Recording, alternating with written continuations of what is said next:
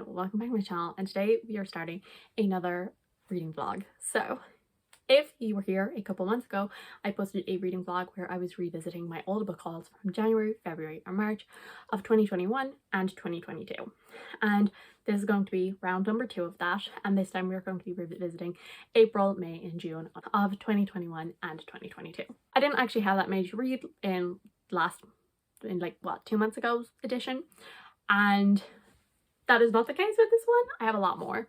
And the thing, I am usually really good for reading books that I haul. I usually read them within a couple of months. Even looking at the books that I've hauled this year, every book that I've hauled in January, February, March and April, I have already read.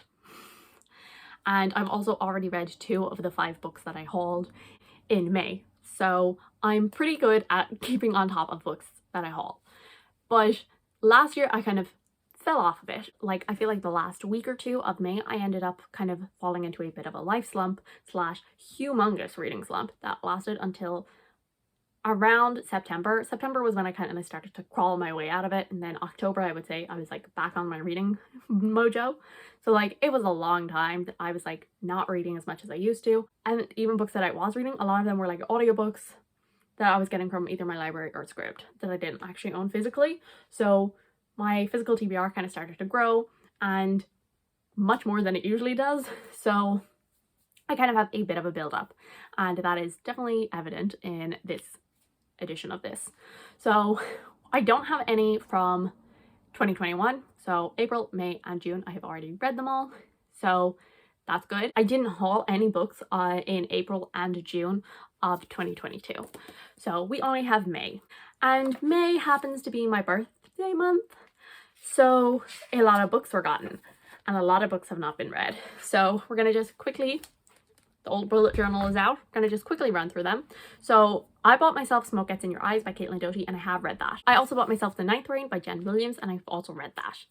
And then I got 2 books from Cassidy last year, and those are The Swordsman's Lament by G.M. White and The Sword of Kaigon by M.L. Wang, and I haven't read either of these, and I'm hoping to read them both in this video.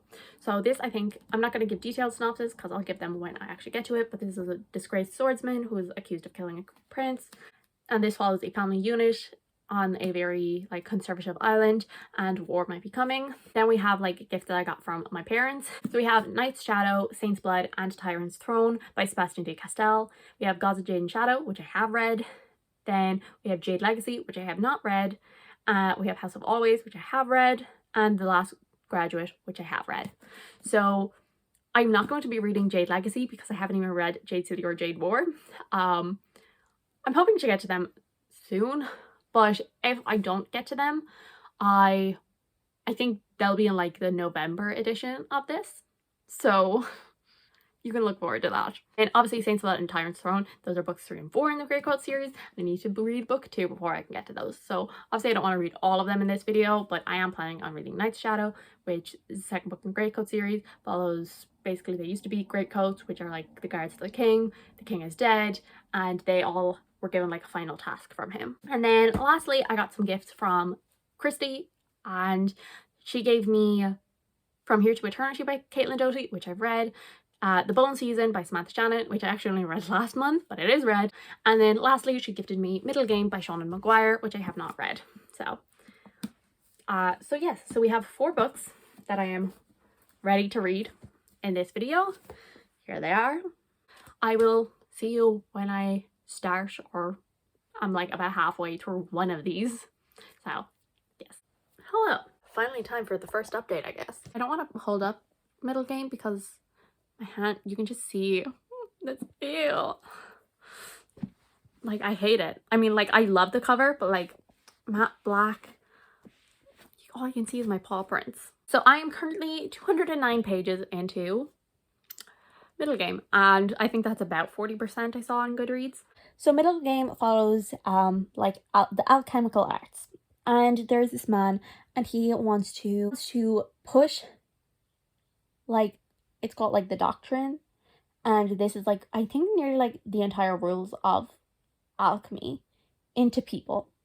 And so he has multiple experiments, and there are like sets of twins, and one of these sets of twins are called Roger and Dodger. So Roger knows everything about language, and Dodger knows everything about maths. And the two of them are separated at birth and given to different families to be raised, but they start to connect to each other through their minds, and then they keep kind of coming together and then losing touch. And I suppose it's all building up to them like finding out who they are and their abilities and all of this. I am really enjoying it. It's different than what I thought it would be. So the first thing I'm going to say is it's a lot more readable, yeah, than I thought it would be, because I've heard that it's like weird and complicated and confusing and all of these things. And so I think I kind of just, in my head, I was like, oh, the writing style is going to be like really confusing. I'm going to have to like be like rereading sentences and all of this to try and understand what happens. That is not the case whatsoever. Like, it's so easy to read. Like, it's very readable. And I've never like read a Shauna Maguire book with my eyeballs. I've read all of the Wayward Children books as audiobooks, but I haven't read them as ebooks, physical books. Like, I haven't like mixed the audio and reading with my eyes. Like, I haven't done that. It's only ever been on audiobook. So I've never, had to go, yeah, this is a quick writing style or all of this. But so this is my first time that I'm like, reading a Shauna Maguire book with my eyeballs. And as I said, it's really, really quick to read. Like, I maybe read for like 2 hours yesterday. And I got from page 81 to page, what did I say I was on? 209? So I read like 120 pages in like 2 hours. Like, and that was like 2 hours where like every so often I was like checking my phone and stuff. So it really is surprisingly quick. And I am really enjoying it so far. I don't think it's going to be a new favorite or anything, but I am enjoying it. I like our two main characters. They're not characters that I'm completely attached to. I think one of them I'm a little more attached to than the other. We've kind of gotten more of Roger's point of views than we have Dodger. So I think that might be why I'm a little more fond of him. But I do like the two of them, and I always love a sibling dynamic, which they don't really know that they're siblings, and I'm enjoying like them coming together and breaking apart and all of this and how it kind of affects them and everything. I'm intrigued by like, I'm gonna guess he's the villain because like he's like the one who basically created them, and like he definitely is doing things for his own reasons, and we don't fully understand them yet. So I'm intrigued to continue to find out what he's up to, and I'm gonna assume he's the villain character, and I do enjoy him. I think he's pretty interesting so far. And what, as I said, none of them I'm like particularly blown away by, but I like them. And I don't really think there's that much of a plot so far. Like, the plot is, so obviously in like Roger and Dodger's point of views, it's just them growing up. It's them, coming together, coming apart. That is the plot so far of their point, because they don't actually understand that they are not like normal people. And then in our other points of views, which are a lot more rare, we are kind of learning a bit more about the magic system. I will say that the magic system is left purposely vague. And I think that's where a lot of the confusion comes in. Because, like, I'm not that confused yet. Like, I do think, because, like, we start the book at the end of the book, kind of. And then everything is leading up to it. And every so often we come back to that again. So, like, I think that's, like, is it part 6 or something? It's either part 6 or part 7. And then we go back to part 1. And then between, like, part 2 and 3, we go back to part 6 again. Like, that's the way it works. So we kind of know that it's all leading up to this moment. And so we're just kind of waiting to get there. And as I said, we are getting a bit of, like, the magic system, but it is left purposely vague. And I'm not super... I would say I'm super confused. Like, I understand where the story is going. Like, I don't feel lost. And I don't think that it's, like, particularly weird. Like, I don't think, so far there's nothing that's, like, this is really strange. Like, it's pretty okay for me so far. There's different kinds of confusing books. So I think, there is confusing because the author has built such a complex world and is giving you everything. And so for this, I think of things like The Rune of Kings and Mask of Mirrors. So the authors for those, they have built up such a complex world that they know every single detail of it. and they are giving you details, even ones that you don't need, and so it can kind of be confusing because you're not sure what you need and what you don't need. And I really love those kind of worlds. They have confusing that they have a world, but they haven't done a good job of explaining it, and a lot of the time that's unintentional.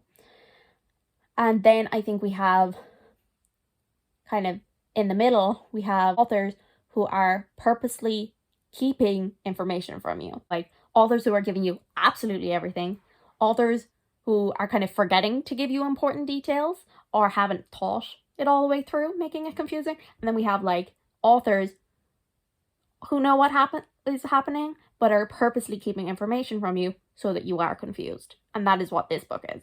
And another one that I kind of feel fits into that is like the 5th season. Like in that book, she's like slowly giving you information so you can like figure it out what is happening in the world. And yeah, so I feel like that's what kind of confusing book this is. Like I feel like Sean McGuire knows what's happening, but she is purposely keeping information from us so we can be shocked and learn along with the characters.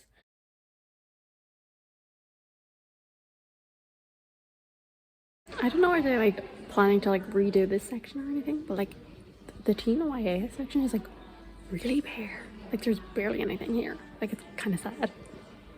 So I imagine they're maybe like reshuffling things and it just came on a bad day.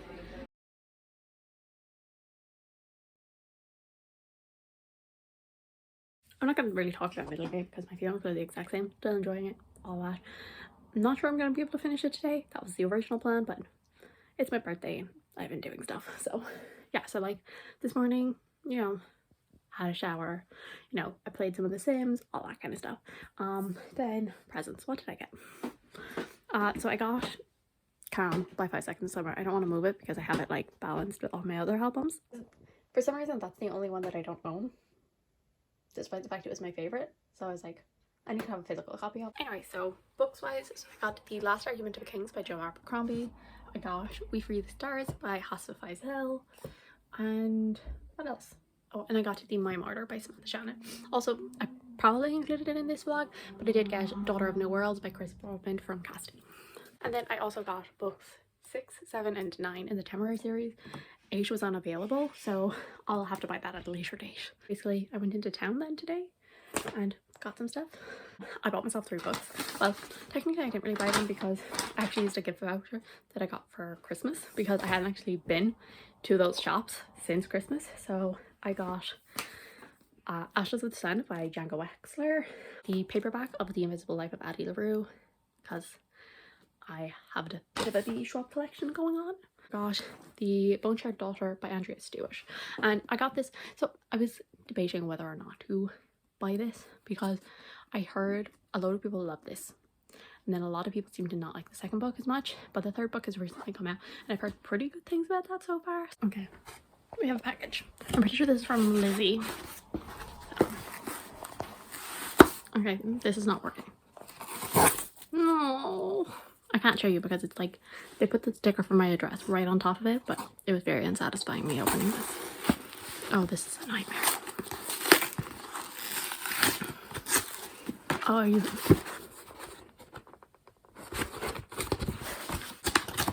Right. Okay, the paperback.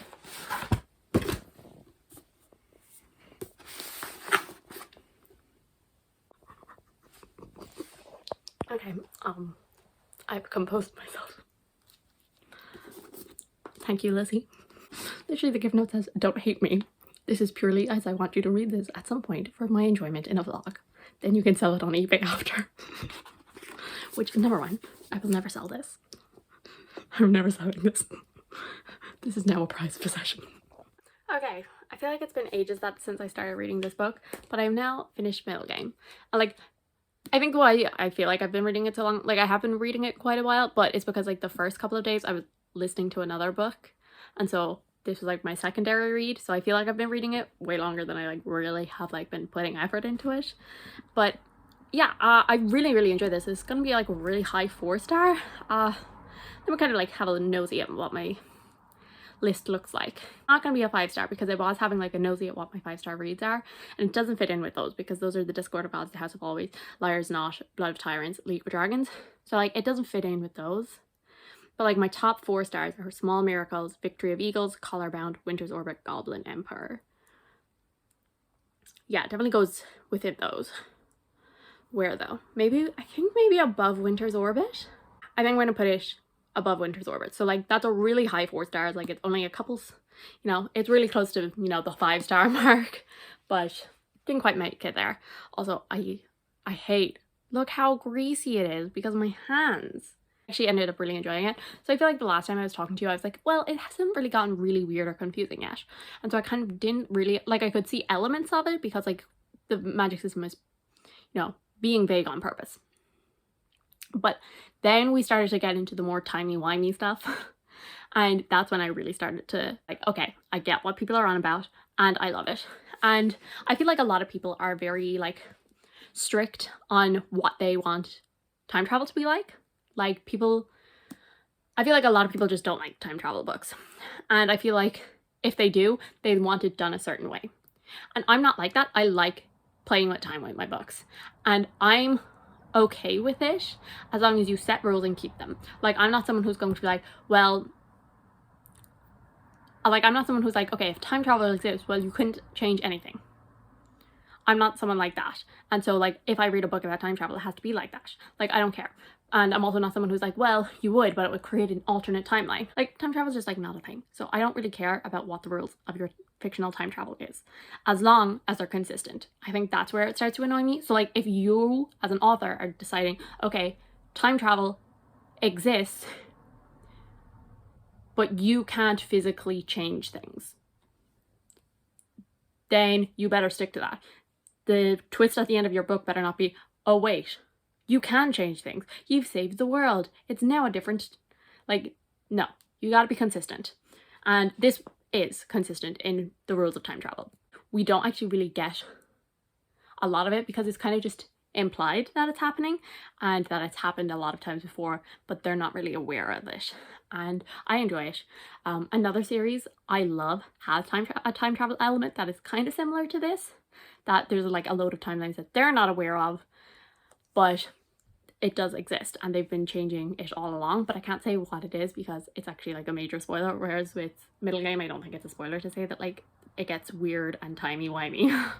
So I really enjoyed that element. When that got introduced, I was like, maybe this could like get it up to the 5-star because I was already thinking high 4 stars, but it just didn't quite get there. And I don't know what it is that like, it just like, I liked it. I really liked it. I liked the characters. I liked their interactions and I enjoyed the like magic system. It's vague and it's weird. It took me a while to kind of become the kind of reader that doesn't need anything explained, but I am at the point where I'm like, I don't need everything to be laid out and explained to me. I used to love, I mean, I still love books that do explain things in full detail, you know, like Realm of the Elderlings and Rune of Kings and Brandon Sanderson. Like I love when everything means something. In the past year or so, I've become a reader who doesn't mind when things are just there for the sake of like being there, and that not everything is being explained. And so like I feel like if I actually read this when Christy gave it to me last year, I don't think I actually would have liked it as much as I do reading it this year. So I suppose it's a good thing that I had a slump and didn't read this. So a 4 stars to start us off, and let's see how it goes. Hello. I should probably turn the light on because this is bad quality, but oh well. Anyway, so I finished The Swordsman's Lament by G.M. White, which, as I said, so obviously I got it last May, and it was a gift from Cassidy, and I really enjoyed it. I'm probably not going to talk too much about it right now.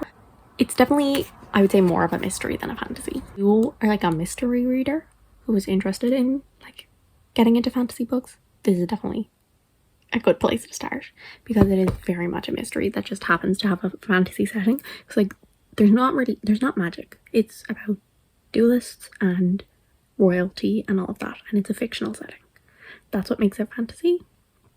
It's like it's not set in our world like it is a fantasy setting, but there's not like magic or anything like that. You can familiarize yourself with the world building, get a taste of a like typical fantasy setting, and while also obviously following a mystery plot. And as I said, I did enjoy it. I liked the mystery element. I will say it's compared a lot to the Great Coat series by Sebastian Castell. I can definitely see those aspects because obviously both series follows like a king's champions basically. It's like a group, whereas this is just one character, and like obviously a lot of stuff about swords and dueling and all of that. And obviously, you know, that whole theme of being loyal to a king and all of that. It does definitely have like some like humor and wit and all of that to that, but I don't think it's as strong as in the Great Coats. I think the Great Coats, it's a lot funnier. I'm just gonna quickly talk again about this because I feel like I did a really bad job because I was half asleep when I made that last clip. But as I said, I did really enjoy that, and I do think I got my point across that like it's a good, like, if you're like getting into fantasy and like you are previously a mystery reader, I do think it's good for that. I do think I have the potential to really enjoy future books in the series because I think the next book is an actual like full-length novel. And the thing with me and novellas is I very rarely give them 5 stars. Murderbot is an exception, and even then, the first time I read that, I gave that 4 stars. And the reason for that is because my number one most important thing is characters. And the characters, I didn't get enough time with them to really push it into the love it either. Even series that I love, like I recently put up my top 10 favorite series, even a lot of series on that list, the first books do not have a 5-star rating for me. And those are full-length novels. And like, even just like looking at my shelves, like Mask of Mirrors, I gave 4 stars, but The Liar's Knot, I gave 5. City of Brass actually made that list. I gave the first book 4 stars, and the second and third gave them 5. And Ruin of Kings, I gave the first one 5, but I gave the second one a 4. But the second one introduces new characters, and we don't spend a lot of time with the same characters from book 1. So again, I was getting attached to new characters. And same with like the Temeraire series. The first couple of books are 4 stars. So it's constantly like that. A lot of books that become my favorite series, they are 4 stars at first. And then as books go on and I really grow attached and love these characters, then they get bumped up to that 5. And obviously it's so hard to make me be extremely attached to characters in 200 pages. And as I said, technically the Murderbot Diaries has done that. But as I said, I reread them. And by the time I reread them, I had grown so attached to Murderbot that I was able to give them 5 stars. I did think that he did a good job creating this character and giving development. I did enjoy his point of view, and as I said, I do think, like, I see the comparison between this and like Treasure's Blade. I think that Treasure's Blade has better wit and banter, but I think that is because you follow a group. Whereas this, like, yes, he has people that help him along the way, but it is him by himself. And like we do actually get a couple of like point of view changes to like other people, but it is majority him and him by himself. So it's really hard to kind of get that wit and banter across. Whereas in Great Coats, it's a group of friends who, you know, don't mind talking nonsense with each other. So it's harder to kind of get that across. But like if he was like shoved in with the Great Coats, do I think he would get along great and like fit right in? Yes, and there would probably be more banter and stuff like that. But because it is just like mostly him by himself a lot of the time, then it is kind of harder to portray that, I think. But by no means a bad job. I think my one main criticism, which I'm not sure did I mention it actually the other day, is it felt disjointed at times, because in the middle of chapters, you know, see the line there, and then like a page, 2 pages later, it happens again. And a lot of the time, like sometimes it's switching to a different point of view, but a lot of the times it's flashbacks or him thinking about the past. And it just felt so disjointed. And the past section, it felt unnecessary. We didn't actually get anything that helped in the plot or the mystery itself. I think it was just trying to create this image of him being this legendary hero. But we've already been told that from the start, and from the way people interact with him in the present timeline, we already see that he is respected and revered as this like champion swordsman. So we do not need to constantly see it in the past to see how we get there. That could have been as I said, I'm pretty sure there's technically a prequel, which is like 100 pages, which takes place before, like 15 years before this or anything. And I'm like, that could have also been like a really short novella before this, another prequel, because it did not need to be in the story, and it did kind of make it feel a bit disjointed. So that was like my main complaint, but I think it got less as the book went on. We got less of that, so it was fine. I'm currently reading The Sword of Kaigon, and I'm so mad at Maria for putting this on my TBR, and I'm so mad at Casty for buying it, because I know what's gonna happen and I'm literally putting off reading this. Like, I read 100 pages in like an hour or two yesterday. Like, I was like, we're reading. And like, I'm really enjoying it, but I know what's going to happen, and so I don't want to read it anymore. And I literally messaged Maria, I was like, why did you do this to me? So yeah, but I'm really enjoying it so far. Right now I would say it's sitting at a 4, but it definitely has potential to be a 5. Yes, so The Sword of Kaigon, it follows this island at the edge of an empire, and they are a very traditional island, and we follow kind of at this point there's 2 points of view. So we follow a son and a mother, and the son is, you know, he's the eldest son of, you know, this great name at this island, and he has obviously a lot to live up to, and he is going to school and learning, you know, how to fight and all of this. And then we follow the mother, and we know that she once was a fighter herself, but she never speaks of this to anyone, and her husband has basically forbidden it, and she lives a very traditional, she's a housewife, she has like 4 children, and that is what she wants to do now. There is a boy who has come along and has joined their school, and he is kind of sharing things from the outside world to the son, and I think he's going to start questioning things. I think maybe war might be looming and all of this. And it is very much, it is a discussion on, like, you know, traditional housewives, you know, the roles that like society is putting upon you, wanting to break out of them, wanting to stay in them, and like the reasons for wanting to stay in them, as well as like discussions of like propaganda and like kind of how history is often written by the victors, and that is, and so I think there's going to be a lot of interesting stuff discussed in here, and I do like it so far. I like the characters, I like the plot, I like, as I said, all of these discussions that are happening. My one gripe with it is the writing a little bit. Number one, there are like some pages that are like extremely dialogue heavy, like so much, and also there's multiple like different languages, I suppose, spoken, but the language that seems to be spoken most often is in italics, because it's a foreign language, because it's like not the language of the island, and so almost everything is in italics, and like it's just like annoying me a little, but like I kind of got used to it, because like as like, you know, I read on and on, like I was like, okay, that's just like the way it's written. Yeah, I have a really good feeling about this vlog. I feel like everything's gonna be 4, maybe 5 stars.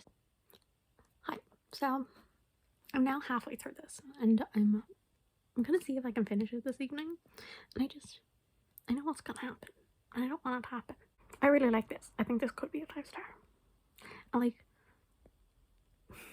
it sounds weird because like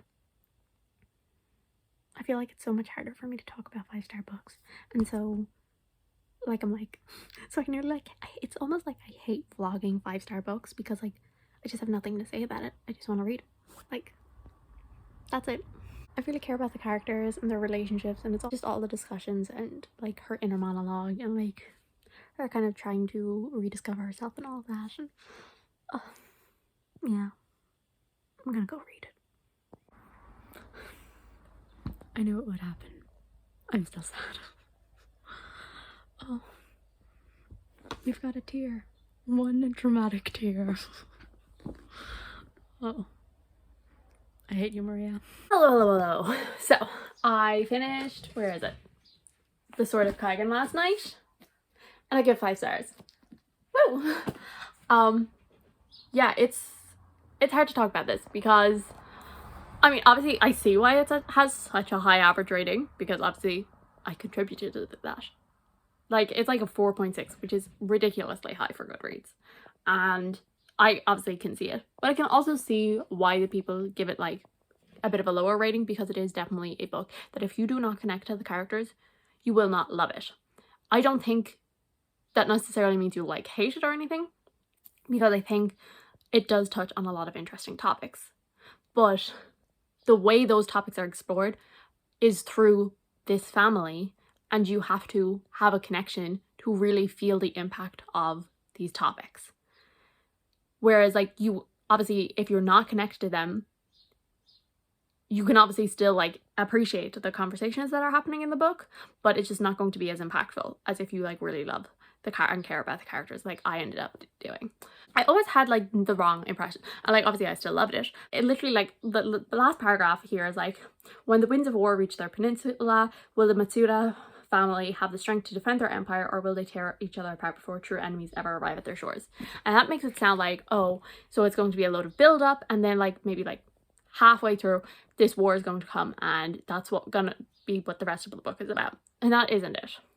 That's not what the book is about. Like, the book is about war and battle and all of that. It's about the impacts of it. It's not about the actual fighting itself and like the reasons behind it and all of this. It is about the impact that it has on everyone around. But yes, so I feel like the synopsis, it makes it feel like it's going to be a lot more plot filled than it is, because that's what I always imagined. I imagined it's her being like a meek housewife for the like first, maybe half, third, however much of the book, and then war starts to come and she picks up her sword, and then the rest of the book is like, you know, about them trying to like defend.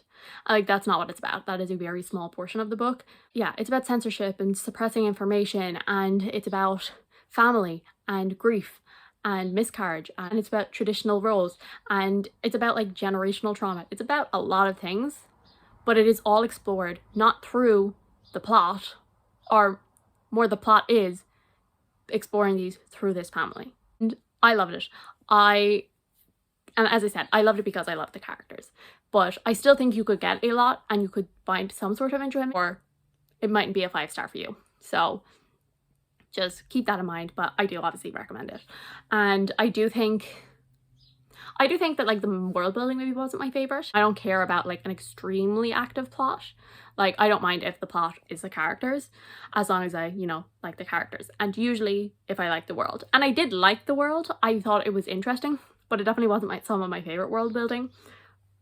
And that's mostly because, see, she tries to mix like classic fantasy and technology. And I think she did a good job of it, but I just prefer to leave technology out of fantasy.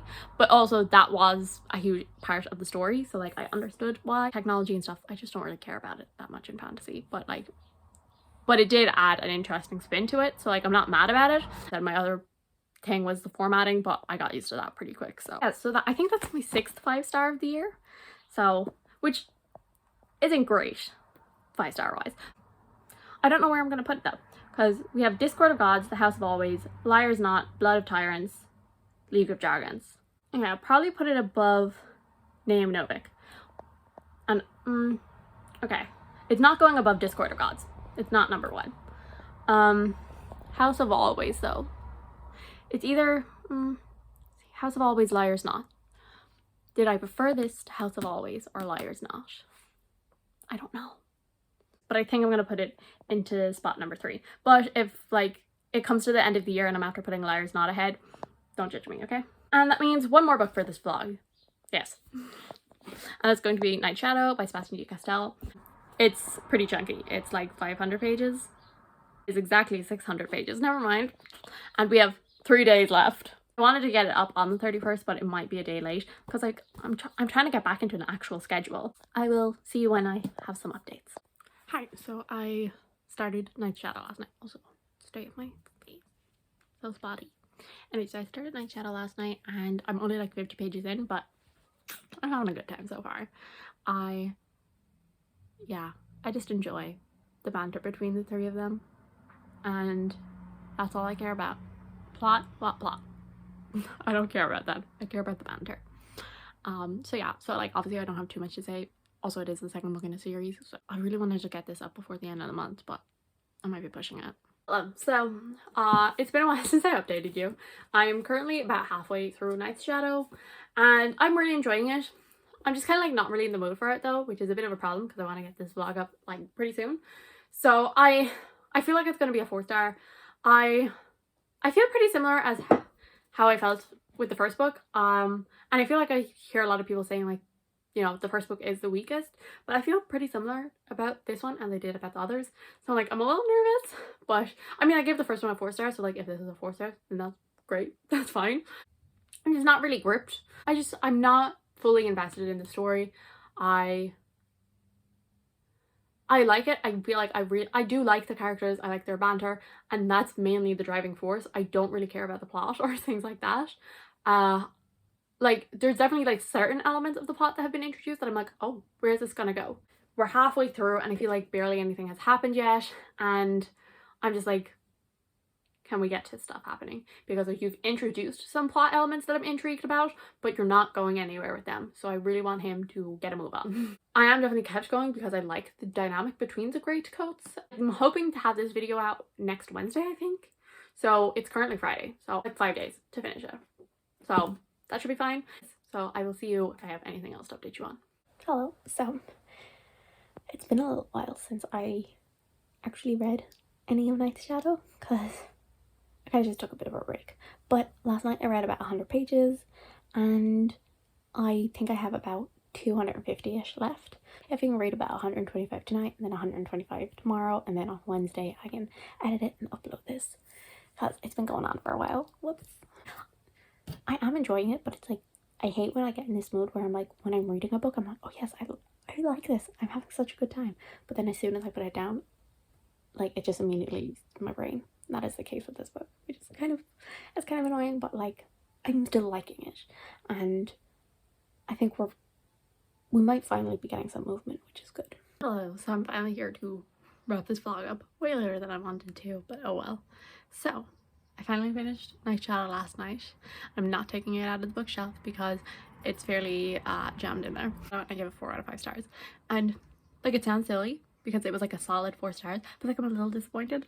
Like I had like fully convinced myself it was gonna be a 5 star, so like it sounds stupid to be like, oh, I'm disappointed when it was like a solid 4. Like I like the characters and I like the writing. Those are definitely like the standout. It's very humorous, it's very funny. The characters are extremely lovable. I think the main thing that drags the series down for me is probably the world building. Like I wish we had more. We seem to be getting a little bit more with every book, and I read a synopsis of the 3rd book, and like the way things are described there kind of seems to intrigue me because there's talks of like gods and saints and stuff on the back, so I'm like, and the book is literally called Saint's Blood, so like the plot in here, I felt like this book was trying to figure out what the plot for the rest of the series is going to be, because like the 1st book, it had its plot because he had this job that he was given by the king to do, and now like the last 3 books are following the same plot, I think, but not much of that plot actually happened in this book really. Like, but by the end, yes, some stuff had happened, but it just kind of nearly seemed like side quests, and I want to know, is that what like the next books are going to be about?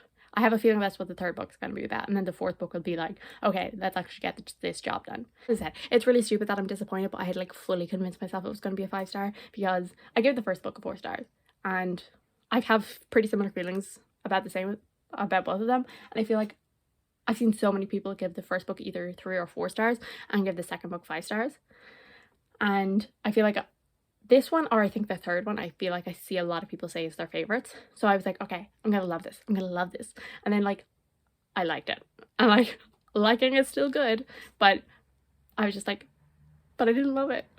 I had convinced myself like that. I was like, that's probably gonna be my favorite book that I read in this vlog. Maybe Sword of Kaigon. It is Sword of Kaigon, but I think I actually prefer Middle Game to it as well, which I didn't expect. Which I mean, it's good for Middle Game, not so good for Night Shadow. So thank you guys so much for watching. I do hope you enjoyed. If you did, subscribe, and we'll see you all in the next one. Bye.